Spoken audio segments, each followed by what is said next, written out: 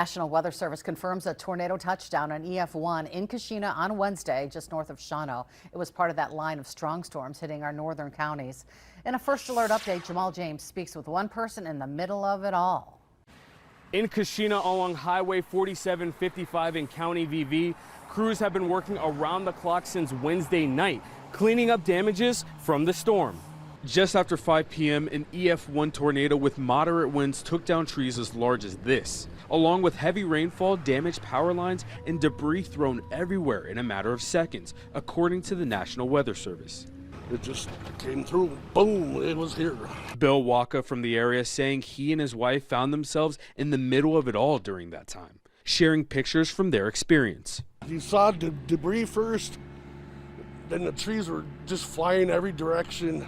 They caught up to us, and the power lines and trees were falling all the way around us, and the car was starting to lift a little bit, and the power lines landed on our vehicle. Adding how his wife is still shocked by the incident, and he wouldn't wish this kind of experience on anyone.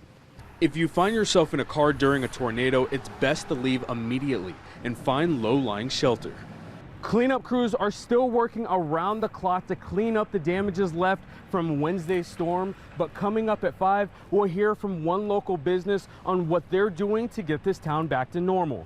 Reporting in Kashina, Jamal James, Action 2 News.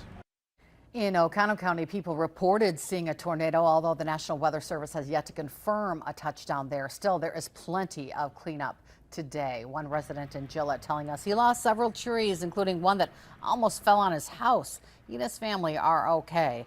The National Weather Service tells us so far this year there's been more than 30 tornadoes in Wisconsin because of a change in weather patterns.